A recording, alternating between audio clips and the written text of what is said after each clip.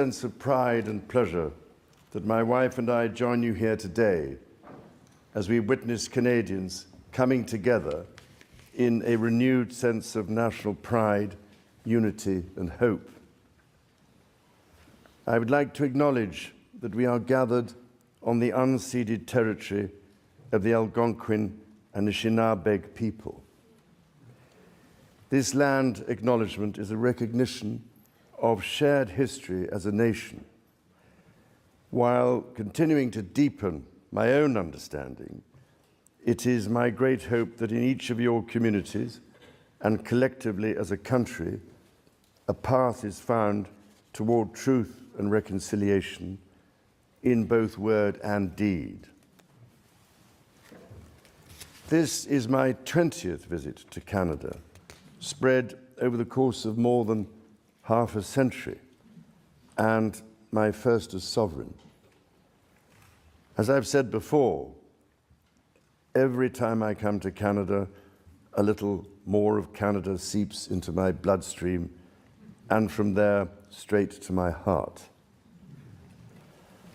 I've always had the greatest admiration for Canada's unique identity, which is recognized across the world for bravery and sacrifice in defense of national values and for the diversity and kindness of Canadians. To the First Nations, Inuit and Métis peoples, you have welcomed my family and myself to your traditional lands with great warmth and hospitality, for which I am humbly grateful. This year, we mark the 80th anniversary of VE Day and VJ Day.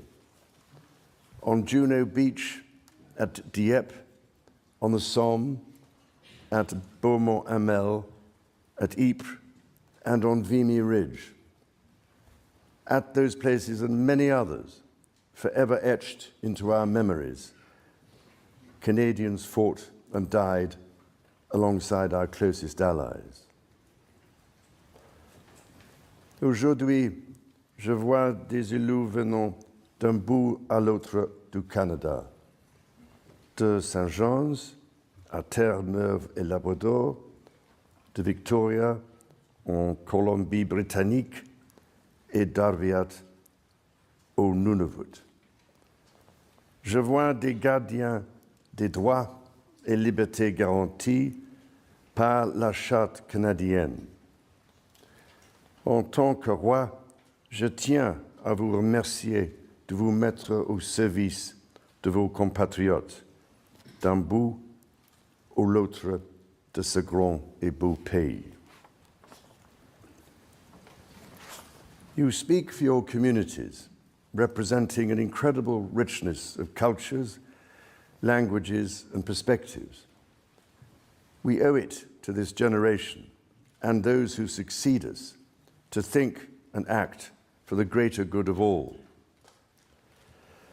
While the world faces unprecedented challenges, generating uncertainties across the continents with regards to peace and stability, economics and climate change, your communities have the skills and determination to bring a wealth of solutions. En encourageant la collaboration et en tenant des débats respectueux et constructifs, vous permettrez à ce gouvernement d'agir de façon audacieuse et juste pour le bien des Canadiens et des Canadiennes. It has been nearly 70 years since the Sovereign first opened Parliament. In the time since, Canada has dramatically changed, repatriating its constitution, achieving full independence, and witnessing immense growth. Canada has embraced its British, French, and Indigenous roots and become a bold, ambitious, innovative country that is bilingual, truly multicultural, and committed to reconciliation. The Crown has for so long been a symbol of unity for Canada. It also represents stability and continuity from the past to the present. As it should, it stands proudly as a symbol of Canada today in all her richness and dynamism. When my dear late mother, Queen Elizabeth II, opened a new Canadian Parliament in 1957, the Second World War remained a fresh, painful memory. The Cold War was intensifying. Freedom and democracy were under threat. Canada was emerging as a growing economic power and a force for peace in the world.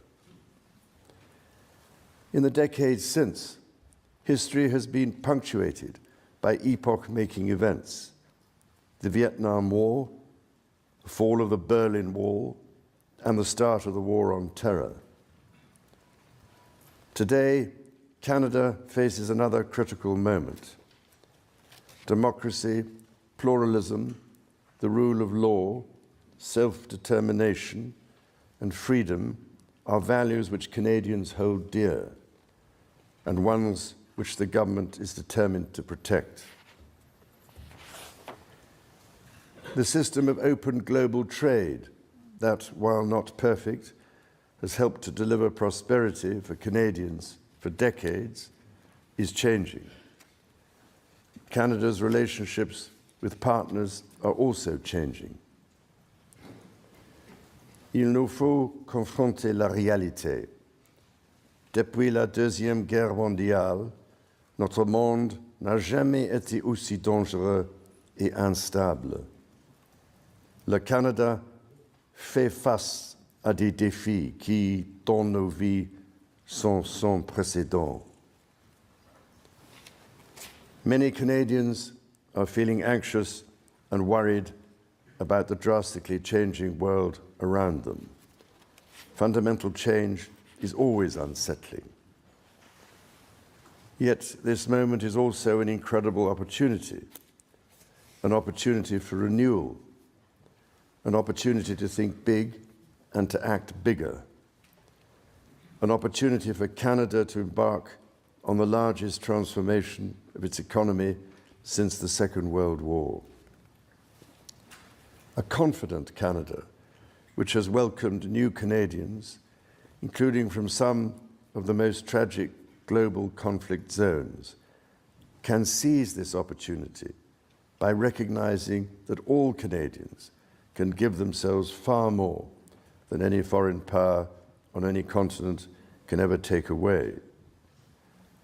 And that by staying true to Canadian values, Canada can build new alliances and a new economy that serves all Canadians. The Prime Minister and the President of the United States, for example, have begun defining a new economic and security relationship between Canada and the United States, rooted in mutual respect and founded on common interests, to deliver transformational benefits for both sovereign nations. Simultanément, le gouvernement œuvre à renforcer ses relations avec des partenaires commerciaux et des alliés fiables. Sachons que le Canada possède ce dont notre monde a besoin et défend les valeurs que ce monde respecte. Le Canada est prêt à bâtir une coalition de nations qui partagent ces valeurs, qui croient en la coopération internationale et le libre-échange de biens,